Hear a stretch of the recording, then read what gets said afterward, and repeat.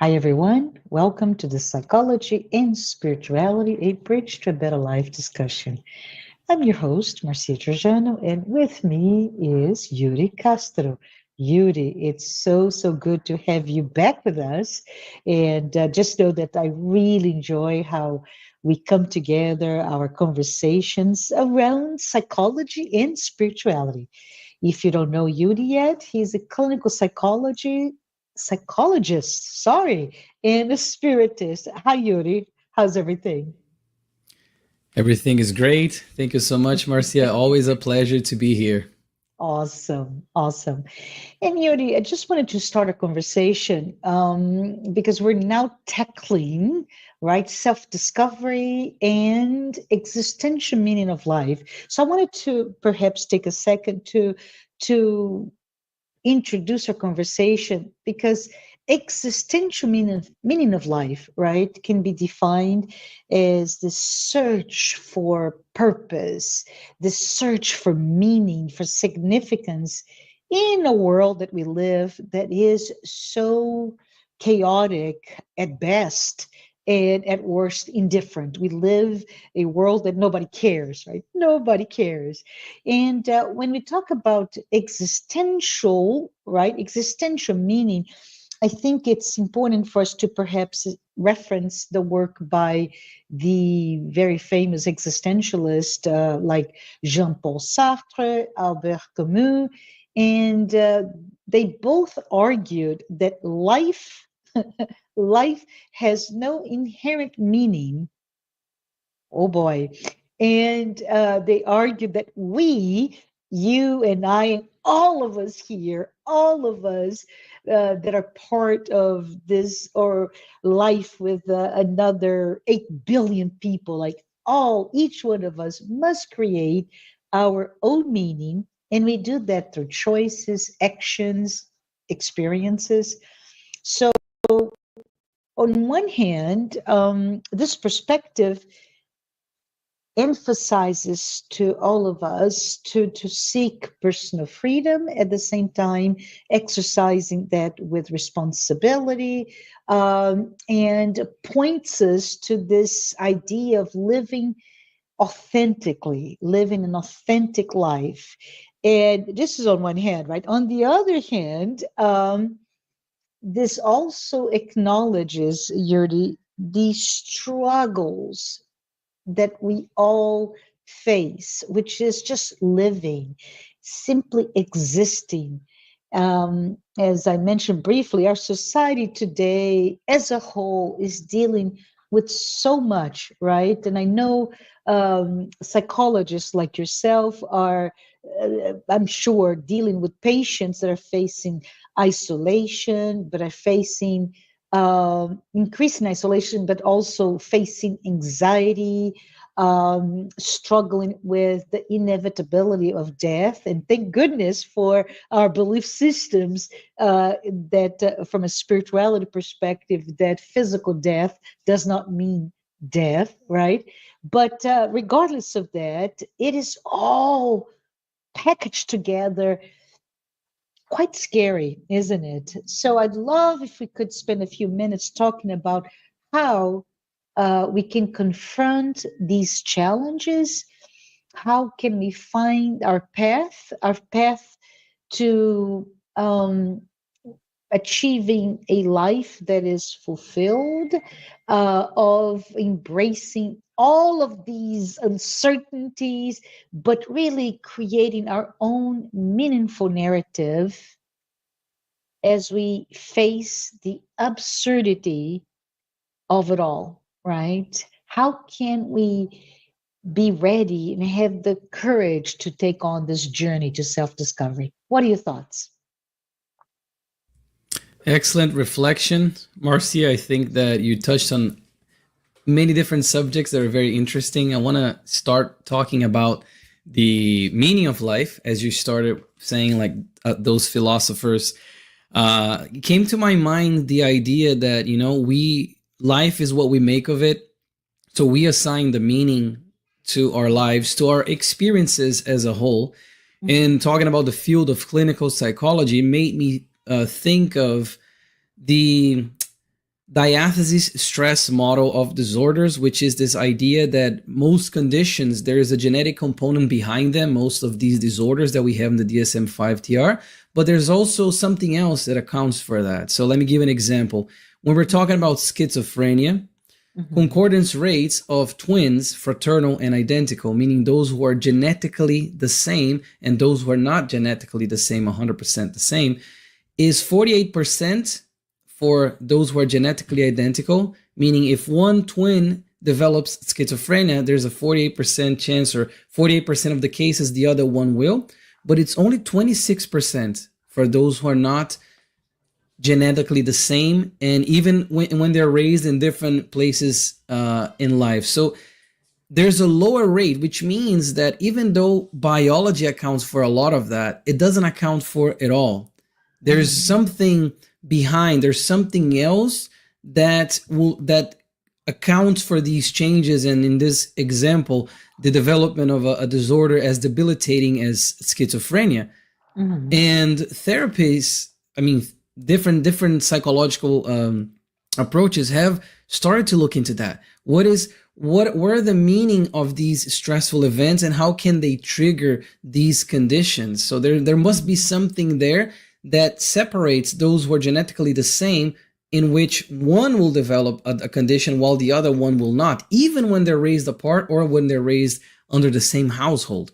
So there is very much, we can say, scientific proof for this idea that we do attach some meaning to our traumatic experiences or our experiences in general that can even dictate the course of a psychiatric condition for us to think about.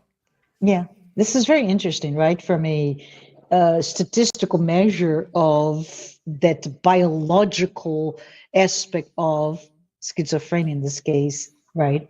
And what are your thoughts in terms of, okay, two twins and one develops schizophrenia, one does not. What is the trigger event based on the research that you've seen, or what are the things that let's say I am a mother of twins, what can I do to look for those evidence that there may be something there?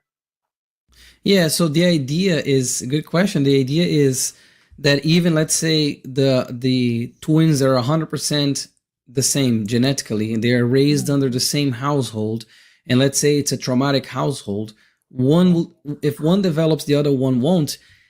It already hints to this idea that psychologically there is a difference in those two, even though everything, if you think about it, everything is the same. The environment is basically the same. Genetically, they're the same. They're physically and everything they're identical. They're the same.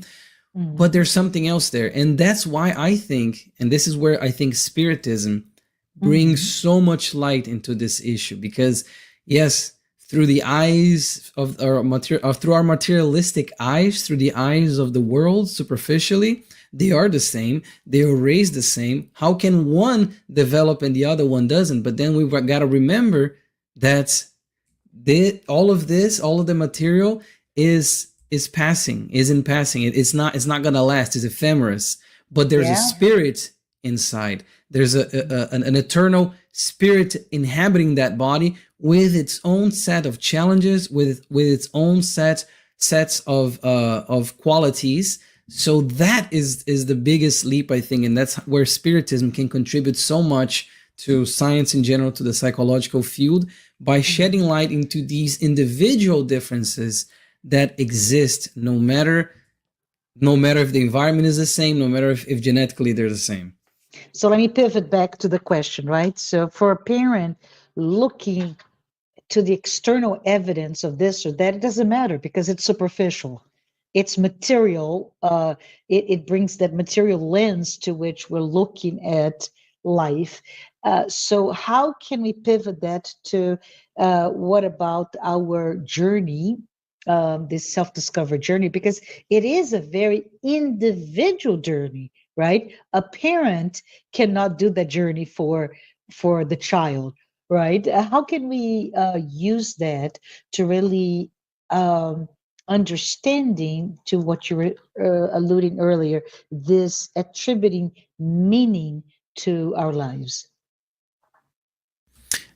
Great question. I mean, it is this idea that no, we're all individual beings, and you mentioned the parents. So what to look for is Mm-hmm. definitely to look for any signs of trauma, anything that those, let's say, mother of twins or father of twins, that, and Mm-hmm. knowing that those two are different. They're very different. They're different spirits. They're different Mm-hmm. individuals. So Mm-hmm. looking for signs on both of them, but understanding that one may show signs and the other one may Yeah. not. But that doesn't mean that the one that's showing will develop. It could be actually the Mm-hmm. other way around. So just Yeah. being mindful and attentive as a parent to the individual differences and the individual needs of both of them.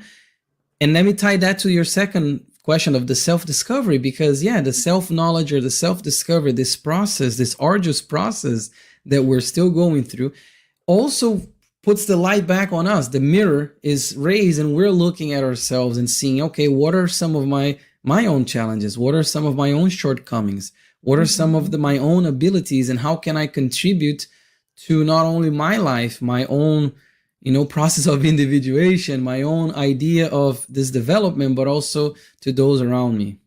Yeah, very, very, very interesting um, reflections, right? Indeed, Joanna de Angelis, she has written extensively about this topic. So whenever she talks about self-discovery, she really emphasizes this importance of taking the time, investing the energy for this self-discovery through introspection and understanding who we are truly.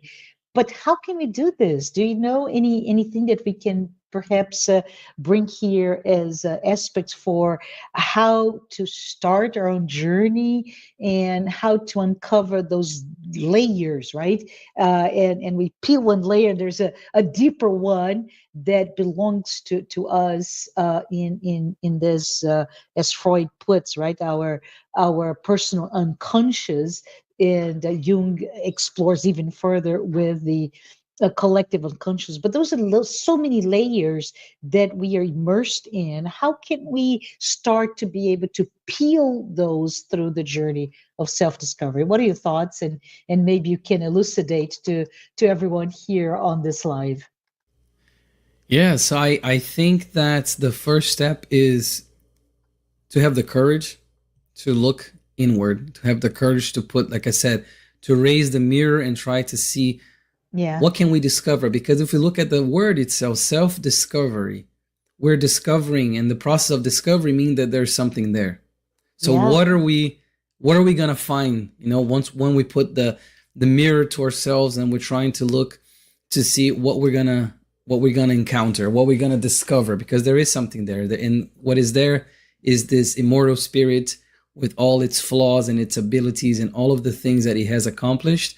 But there's so much more that we need to accomplish. There's so much more that we still have ahead of us in terms of growth, in terms of development. So And from the back, sorry to interrupt, but from the back, right, all that we carry, that we bring in, we can say there are trauma, there are moments of extreme pain that we carry that we may not be truly aware of, almost as if um, use the word self-discovery, and the mental image, Yuri, is the pioneers. Let's talk about North America, right?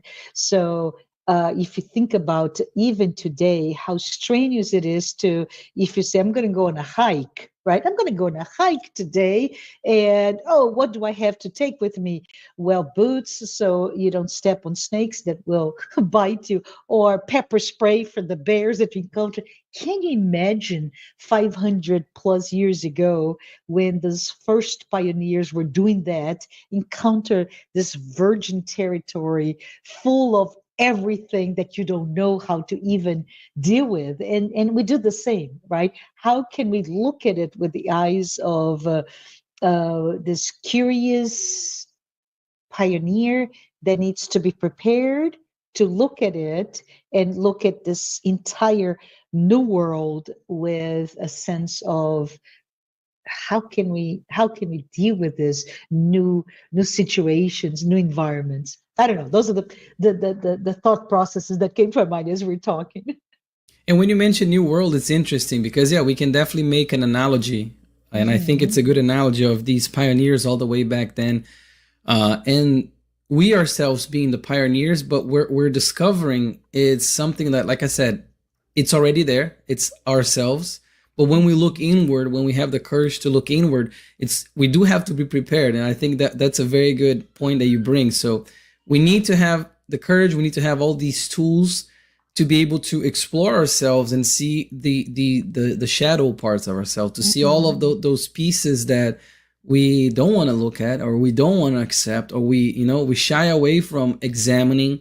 And that's those are the pepper sprays, the boots, like all those things that you're saying are all these, I think, psychological and spiritual tools that we can acquire in order to proceed in this journey that is so important, in this self-discovery, like I said, in this process of looking at ourselves and knowing that we are immortal beings, and we have had a lot of challenges. We have acquired a lot of abilities throughout our existences, or multiple existences, and this idea that we can come in and we can still develop, but we need to have the courage and we need to have the tools to do that.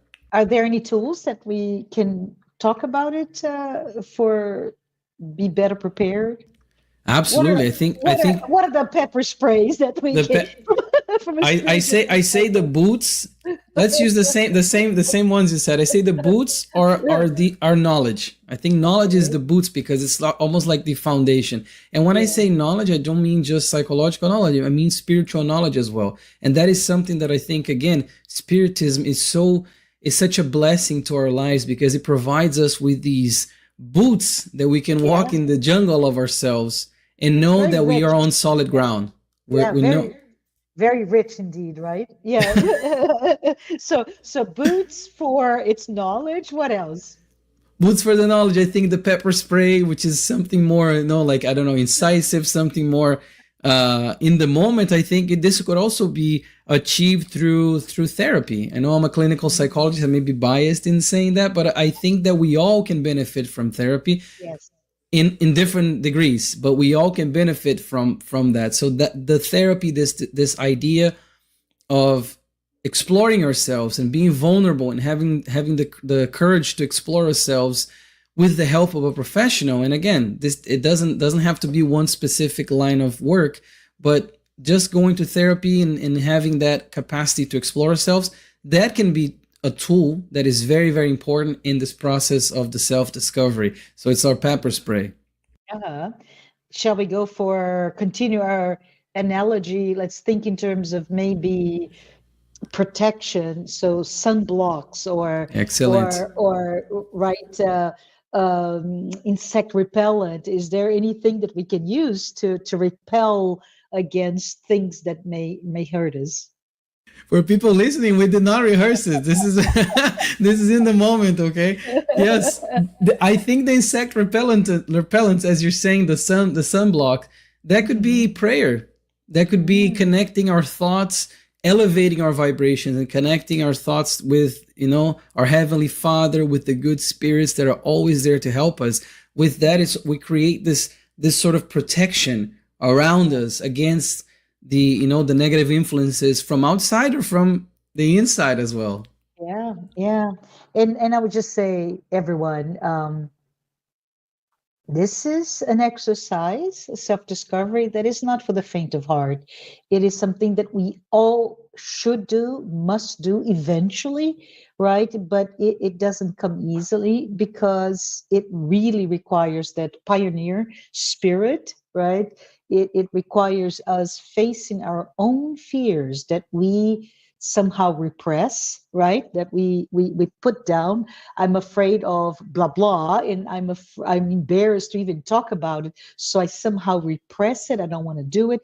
And self-discovery implies, well, let's look at those things that cause me fear as well, right, Yuri? Questioning all the societal norms that I'm inserted on, right? So in my Yes. case, where I am right now, it represents perhaps my age, my birth of origin, my ability to communicate with this language versus another language, the all the tools that I have, what is my social network that help me, etc., etc. But uh, in terms of all that defines me, there are norms that somehow we accept blindly, right? And this self-discovery also means looking out and say, is this even right? Is this something that I should reflect and perhaps even, quote unquote, rebel against, right? And finally, as we do all of it, we become alone, right? And we become very vulnerable, because it's like, but I thought I was so strong, and I was inserted in this society. I knew how to speak this, and I'm speaking language, not English, Portuguese, French, etc., but the language of, in your case, the clinical psychology. I can express my thoughts, or if I'm not, but if I were to be an art critic, that language that speaks well of that. So when we just say, wait a minute, this is just not all there is, we become alone. We kind of become more naked toward all that life is. And so, not for the faint of heart. Can we? I don't know if you're in a position to perhaps talk a little bit more about vulnerability. How can we discuss this? Uh, this idea of, I decided I'm going to be intentional about embarking on a journey of self-discovery. So I know that I'll be vulnerable. How can I handle that? I don't know if you have any examples, Yuri, or even any additional metaphors that we can utilize. Absolutely. Yes. I Let me just mention something you said in the beginning that I really liked. Is you said it's not for the faint of heart, because we tend to avoid that. I dare say, I go even further. I dare say that a Mm, lot of the issues that we have now are yeah, because we didn't have the courage to face them in previous lives. We didn't have interesting. the courage to sort of improve ourselves in those specific areas in previous existences. So Mm, we are now carrying that with us because yeah, we need to deal with that. So it is not only a blessing to be able to go on the self-discovery process, but is also a necessity for yeah, us to continue to evolve, in the process of our spiritual depuration. So again, I dare say that we have a lot of these things that we are afraid to look at, or especially the ones that scare us the most about ourselves, yeah, are things that we have not worked before, and they're carrying almost like this burden, this yeah. boulder that we're carrying with us into this life, and we definitely need to take care of that, and we have all the tools necessary. Honestly, Can I that's can I stop you before, hold on to your thought, right? But I just wanted, for all of us who are here today in this live, just give a little bit of reference, because Yuri references, right, the immortal spirit, the continuity of life with many different existence.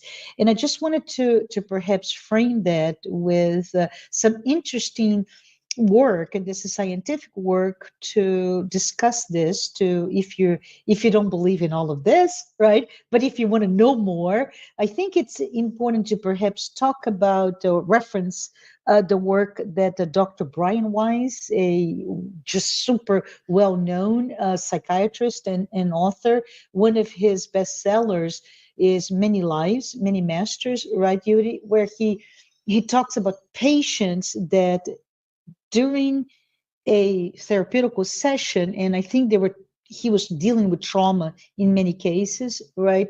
A phobia, et cetera, et cetera. And he did hypnosis. And during those sessions, those patients brought an entire to the session an entire view of what's inside of them, including previous lives, previous trauma. And the other work that has been brought to us, quite well known, is the work by Dr. Ian Stevenson. Both of them are here in the US, but Dr. Stevenson is a pioneer in the study of the memory of past lives, right? And he, in doing so, he conducted, I think it was over 2,500 children Yeah. that he talked, and they remembered their past lives, and not only remembered, because you can say, if you're 3 years old, if you're 4-year-old, it's all their imagination, but those were documented, and those were also confirmed, including I'm taking too long here, but I thought it's super cool to talk about. It was the fact of James Leininger. He was a young child that he started to have nightmares. I don't know if you remember that, Yuri, but he started having nightmares, and he kept coming back with the idea that he was a Second World War II Pilot. yeah, pilot. And he remembered, and not only he remembered the name of his previous life. He remembered very specific details of the aircraft that he was piloting, and all of it, and all of those details were confirmed. So I just love it, because as we talk about self-discovery in this archives of past experience, is important for us in this discussion to understand. You go through self-discovery, but you also start to enter things that you didn't even know was there, right? Yes. Can I add another one? Yes, of course. Jim Tucker, which is a student, I guess, of Dr. Stevenson. He has a book called Life Before Life. Mm-hmm. In that, he also investigates cases throughout the world. So he's removing the cultural aspect, because some people may say, because some cultures tend to believe more in past lives and reincarnation. He goes through cultures all over the world, gets people who speak the language. So he's also he and his team, they also exclude the confounding variable, as we call in research, of the language, translation. Mm-hmm. They go and they see cases through in the entire world. So I definitely recommend that one. It's called Life Before Life by Dr. Jim Tucker. Nice. I have put all of that information for us, so you can see our references in the notes about today's episode. But let's go ahead and continue, because I interrupted you. So my apologies. So we're talking about vulnerability, right? And how in doing so, you need to be strong. And really, I love that that reference, Yuri, that reference that we are pioneers, right? And that we need to have courage. We need to have our protections. Those protections, as you mentioned, are, for example, knowledge, for example, embarking in therapy, therapeutical processes, and as well as use the tools, including prayer, meditation, etc., to safeguard and align you with the divine, right? But let's talk a little bit more about that sense of vulnerability, because as you go looking inside, you can access your past lives as well, as you were mentioning. Yes, and for that I want to mention Brene Brown. She became quite famous recently, but her whole work is on, not whole work, but a lot of the work that she does is on vulnerability, and it has brought some incredible knowledge to us. Mm-hmm. And you mentioned something about society. When I think about, we have to be vulnerable to be able to go on this process of self-discovery and find what meaning we tie to our lives. Mm-hmm. I think of society and the societal pressures, and nowadays it's even more difficult. It's become even harder to go on this process of self-discovery, not only to ourselves, but to others. Because everything, there's a lot of concerns with image nowadays. There's social Yes. media has, widened our global, our civilization, I guess. We're not constricted to those around us. I can say something or post something that somebody's going to be seeing in Japan, Australia, Europe, right? No, here and everywhere. So nowadays we're much more transparent. Like we have been thrust into the limelight, and the idea is that nowadays it becomes it's even harder to look inward and say, you know what, I still have this flaw here. I still need to work on that, and be able to admit that to ourselves, and knowing that we're going to be seen by others with those flaws. I Uh-huh. think that's the biggest contemporary challenge. And again, it's definitely something, that vulnerability, and having this idea that we need to work on our vulnerability. We need to be able to be vulnerable in order to go through with this process despite the pressures from the outside. Yeah, yeah. And I just want to say what you said sparked another thought process here in my mind, which is, in well, I don't know, in the age of television, right? In the age of radio, political figures, for example, that were the ultimate public persona in the 30s, 40s, etc. They could have their own life, but then during the broadcast of that radio, it was a well crafted, well revised, scripted discussion, right? Um, Fast forward to the age of television, and you can start to see that beyond the voice and the words, it's really how do you look, and how we, public at large, start to look at it and judge. Well, you're not tall enough, good looking enough, have the right mannerisms, etc., right? Some people say that Roosevelt would never be elected today because of what he was going through, physically speaking, and, Mm-hmm. and so it's really terrible to say that we have become purveyors of this physicality that came with TV. But now there is this other aspect of it, that the public persona, with the PR firms and an entire mechanism to protect that the bubble of what people see in reality. We are all, as you mentioned, public personas.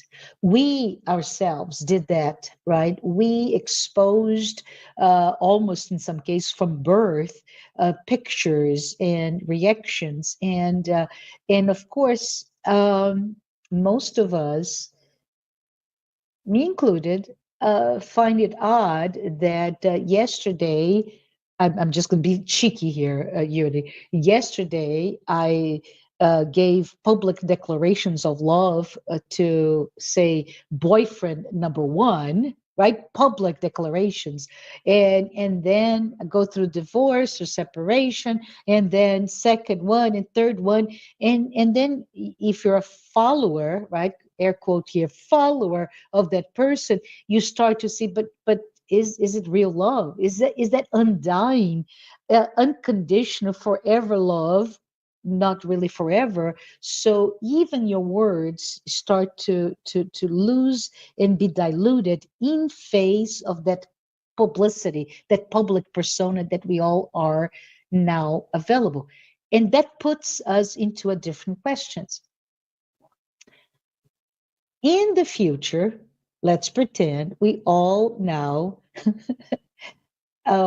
have the capability of accessing telepathically each other's processes. Isn't that the ultimate sense of vulnerability, when we no longer have to safeguard, from radio to TV, our physicality, from TV to social media, the directional, one direction of our thought processes instead of this. Uh, uh, uh, I keep thinking of turns and points and counterpoints of who we are, which is who we are, right? We're full of contradictions. We say something, we feel something else, we fall prey to certain things. So that is the area of vulnerability that we have to understand to truly be, metaphorically speaking, naked. We need to be authentic. So forget about those masks that we create about what we would like to be, but who we're not, and let's embrace who we are. Does this make sense to you, what I'm saying? When you mention it, it made me think you're talking about the evolution of technology. Made me think as well of this idea that we all carry cell phones nowadays, That's and right. those devices plus, like I said, social media. Before it was the voice, like you said, the radio, the voice, like what they were saying, how they were saying, and then it became television. When they would go and they would present themselves, there would be a recording people would see. But nowadays, people have access. They can have access to our entire lives all the time, and we can like grant them access as well to our personal lives. Or if we're outside, and you said we're all public personas, if we're outside, somebody can snap a photo of us, can record us. So there is really, we all became very transparent. All those things that we try to keep away are not, we're not really doing a good job. And again, to bring a little bit of spiritism to sprinkle into this conversation, we can think of question 459 of the Spirits book, of how much we're influenced by the spirits. So this idea that even in our thoughts, even in our minds, like there's still some ways to be influenced by that and to be vulnerable in the way that we can be. Yeah, I love it. I love it. So let's we have a few more minutes. Let's talk a little bit about the vulnerability. Maybe because of I was studying a little bit earlier on Carl Gustav Jung, right? How he emphasizes this process of vulnerability and self-discovery from the perspective that it's all about embracing oneself and embarking in the inevitable process of individuation, right? So what is individuation in so many words? Is simply put, the process for integrating all the aspects of who we are, right? We talked about all the the conflicts, all of our idiosyncrasies, all the fact that I want to be humble, but boy, in this situation X, I was really arrogant, but that's who I am still today. I may be better tomorrow, but today, the snapshot within a film that is our life, right?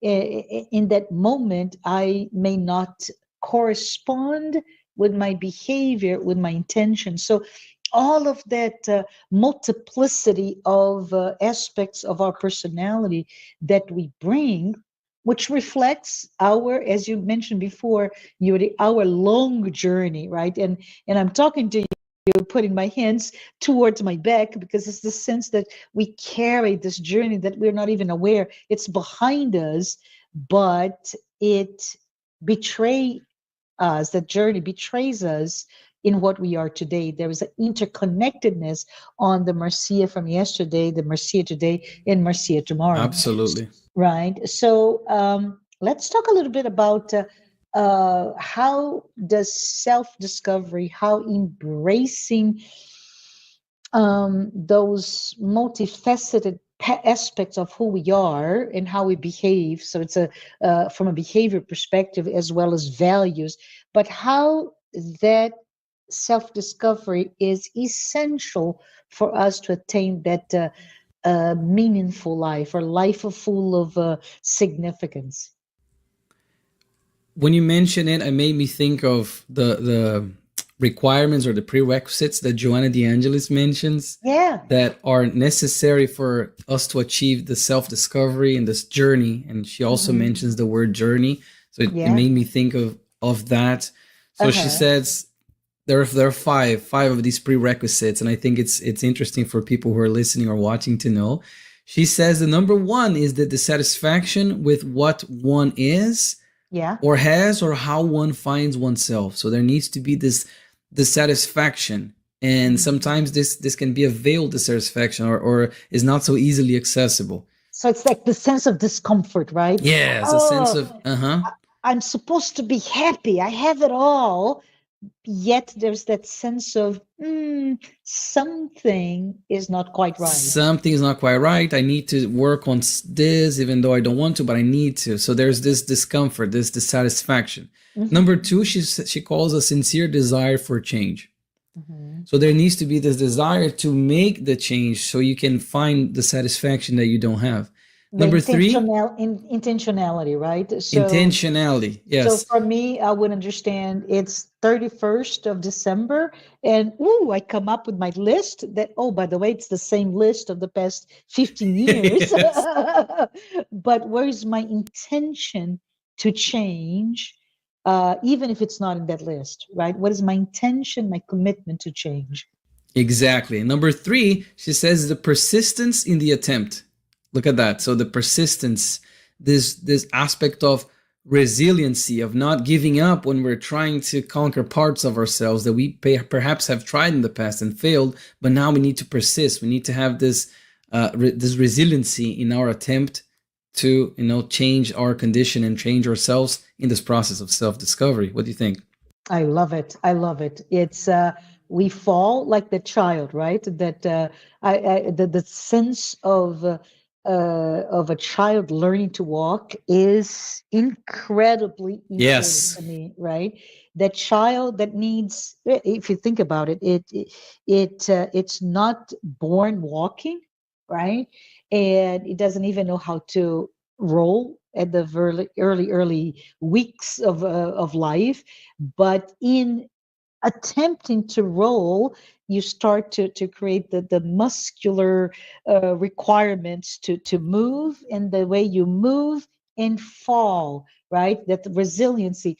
The more you try, the more you become stronger, the better prepared you are to the first step, the second step, the ability to walk seamlessly, and at some point not only just run. And I love this concept here, Yuri, because the incredible capability of all of us humans to move with grace, right? To dance, to have rhythm. And I often wonder to myself, right? If you think of, let's say, a wounded veteran, for example, lost the legs or lost the ability to walk, and the best of the best technology, the best of the best, it still does not have the grace, just the grace, the rhythm of regular human walk, right? The best of the best, even robotics, it's the same. It's very choppy, yet we get it. All of us have it, but starts with falling and having that, in the case of a child, that impulse to keep on trying. You fall, you get back up again. Love it. I agree with that. So number three is persistence. Number four, she says, is the willingness to accept oneself and overcome oneself. Yes. And this made me think of, since we're in the field of psychology a little bit here, Carl Rogers. He said that we cannot change, has this quote that says, we cannot change, we cannot move away from what we are until we thoroughly accept what we are. So this willingness to accept our condition, accept, our flaws, and try to work on them. But if we don't have the acceptance piece, and I usually like to make this reference with being diagnosed, let's say, with a cancer. You can get the diagnosis, but you're only going to start treatment when you accept the reality that you have the diagnosis. And I think the acceptance is almost the bridge between, when you find out what you have and the issue, and the healing process, the treatment. The acceptance is this bridge that connects that. Beautiful. Yeah, beautifully said. Thanks for that. In the fifth one, the last one, is capacity for emotional growth. that she talks about. So capacity for emotional growth, because the process of self-discovery, the journey of self-discovery, and tying that to the existential meaning of life is related to growth. Yeah. Oh, this is awesome. Um, Wanted to, maybe we have just a minute or so, bring, we referenced in several individuals and their books, but I wanted to maybe bring to us someone that I'm a fan. All right. And I don't know if you know him. I'm sure you do. But Saint Augustine, right? So Saint Augustine, Yuri, is so we have to put a little bit of context about who he is and who he was. But he is one of the church fathers, right?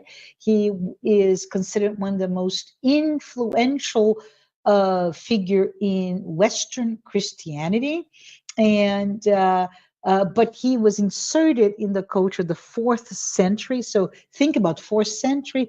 It's 300 plus years after Jesus, right? AD, and it really marks that the brink between the Christianity being adopted and disseminated globally, and beforehand, which is inserted in a very in pagan culture and religion. So, anyways, so he's a young man. He lives in Algeria. Today is Algeria, right? North Africa. He, at that time, very wealthy, very accessed everything he wanted. So this is the parallels here. And but he was very known to have a life of self-indulgence, right? I live for Yes. pleasure, right? I live to get all my desires fulfilled. And he does that and he embraces that up until the moment that he goes through this conversion, right? So those moments of conversion, that is not a switch of the of a light switch that we all think about it. But for example, we can reference Saint Paul, right, or Saul and Paul, and the road to Damascus, or even Saint Francis. Those are figures that come to my mind as those that were converted from one life to another.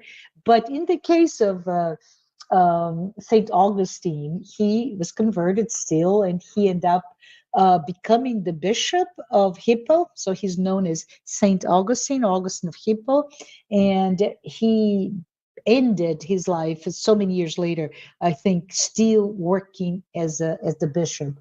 But what I would like to bring us at our final moments together is the fact that he he wrote profusely, and he wrote about free will. So freedom to act, freedom to think, freedom of pursuing. But he also, in one of his books was Confessions, right? He talks about the sense of grace, the sense of what is sin, what is not a sin, who is God, what is the nature of God. So all of those thought processes shaped how we think of Christianity today, right? But the thing that I would like to bring to all of us here is that he talks about attaining this sense of meaningful life.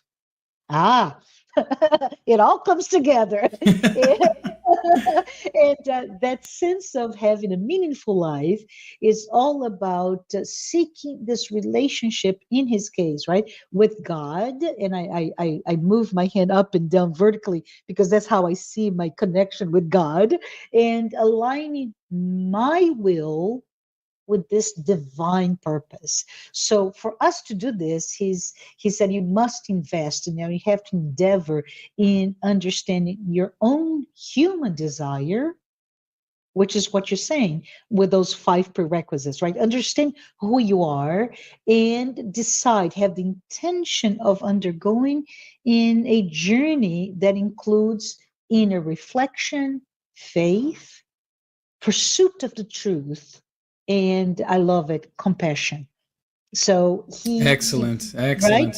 Hmm. So he brought all of it, because without those, it's empty. It's just a journey of discovery without compassion for oneself, compassion for others. So he's just to conclude, his thought about around a meaningful life is all about this loving relationship with yourself, with God, guided by grace, and expressed through how you behave, how you love the others. So in your own capacity, because of course we know love has an infinite number of gradation. My expression love is very different Yes. than Mm-hmm. some like a Mother Teresa, for example, right? But that expression of how I can love others and myself, and at the same time not stop seeking my own truth,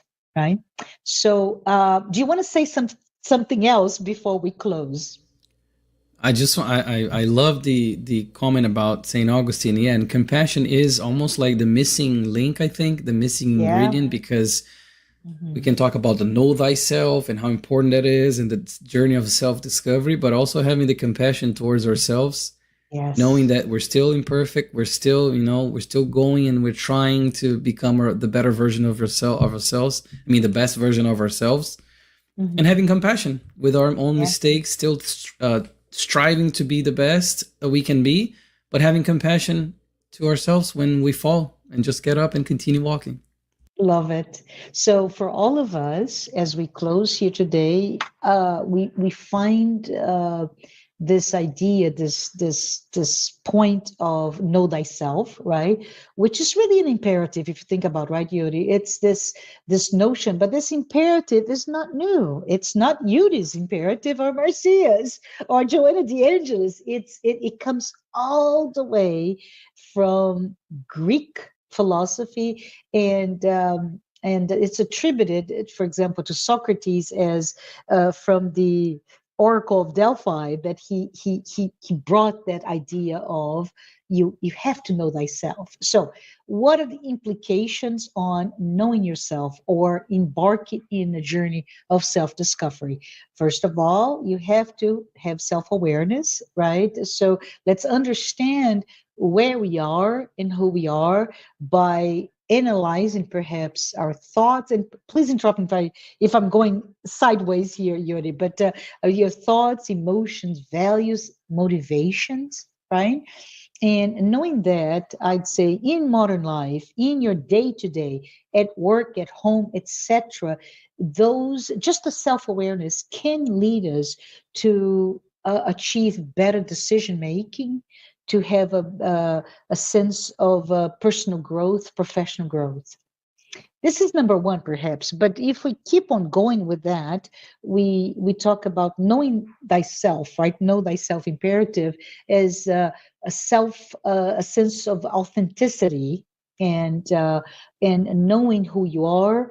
Uh, knowing um, how that sense of authenticity can or not align with my belief systems, or is my sense of self or lack of authenticity, I'm just joking here, can really just be a how I conform to the external expectations for me, right? So for example, if I'm just going all really off here, but let's pretend I'm a princess, right? I was born and I live in a monarchy, let's say England. The expectations for my behaviors are very, very different than who I am today, right? So Yes. let's think about how do I think of myself? What is my authentic self? And is that authenticity just how I conform with my surroundings or how people expect of me? um, Responsibility, right? So it's a sense of, for me to know myself is I need to understand how my decisions, my thoughts, my omissions really brings a result, and how I am responsible for that. How all of my behaviors impact or not others around me, right? And I think if I can just finish up here is to understand that knowing ourselves can really, as you mentioned and Joanna mentioned, provide a sense of resilience in facing our own life's challenges, how it also can help us navigate our own difficulties with clarity, but most important, purpose, right? So, overall, we can say, know thyself. Let us really embrace this foundational principle for our own development. Okay. Love But it. thank you. And this is, we are at time. We are really at the brink of my time to say goodbye. But I just want to say, if this is the first time you listen to our program, please note the Psychology and Spirituality weekly talks are based on the works of Joanna de Angelis, but we're here to save to offer the safe space for us to talk, to compare, to confront, right, between thinking and ideas. But this is all about bringing concepts that are spiritual in nature from a psychological perspective. So it's really marrying those perspectives so that we all can lead a better life. I want to thank our sponsors. They are Mansão do Caminho, the United States Spiritists Federation, the International Spiritists Council, and AMI Brazil. And for those who do not know, it's AMI Brazil is the Brazilian arm of the Medical Spiritist Association. With that, I want to say thank you and hope to see you back again next week. Thank you, Yuri, for being with us. Bye, everyone. Thank you. Bye bye.